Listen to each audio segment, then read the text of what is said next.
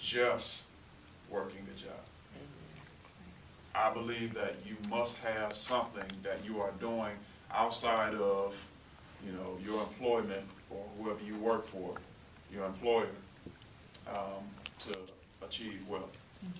I believe not only that, but I also believe it's very advantageous to you that you are building something for yourself versus just working a job.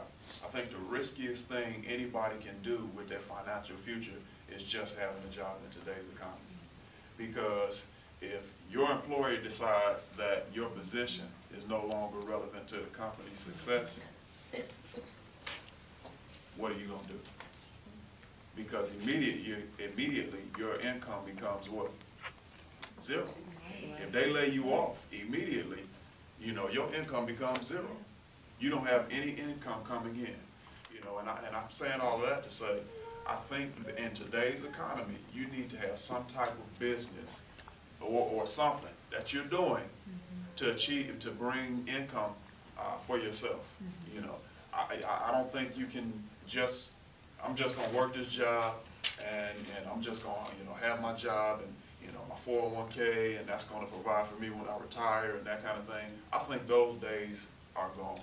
Yeah. I think those days are long gone. And I think that it's very risky. People are nervous, very scared about starting a business because they feel like, well, what if it fails? You know, if I get out there and I do this and I do that, and if the business fails, I'm going to go into all of this debt and this kind of stuff, and, you know, I'm going to be in trouble financially because it failed. But I think personally, the riskiest thing you can do financially is not have something that you're doing on the side. Because the thing about it is, you cannot control a businesses, their vision.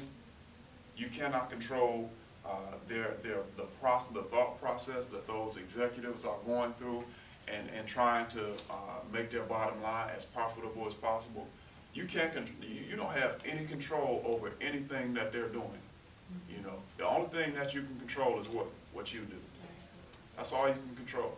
You know, and a lot of people, you know, they feel like they have job security and they want job security. But in today's economy, I don't know if there's a such thing as job security.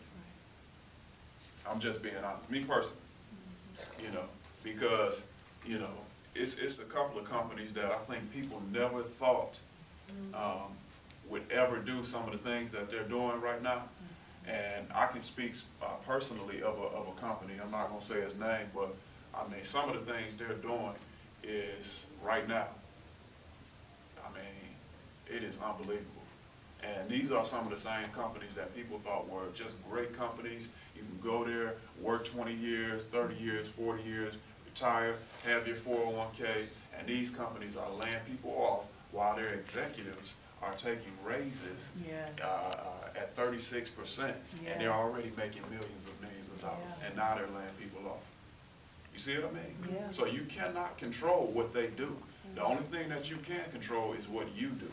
And so it's critical in today's economy that you have something that you are doing. And so that's why I said this statement was very profound to me, that there are so many places to choose from, and I do not have time to make them all. Okay. Now, we said again, that statement that it's not so much what you do, but who you are that'll make you wealthy. Last month we said that statement. And so connecting that to this particular statement, the reason why this was profound to me was because many people don't recognize that being wealthy is, as much it is connected to, you know, the business you have, it's connected to the purpose that God has for your life. In order for you to be truly, genuinely wealthy, and of course wealth is not just money. You know, I believe personally that wealth is, money is one of the lowest forms of wealth. Okay? Wealth entails so many different dimensions to it than just money. Okay? But many people don't recognize that true wealth stems from, it flows out of you operating in the purpose of God for your life.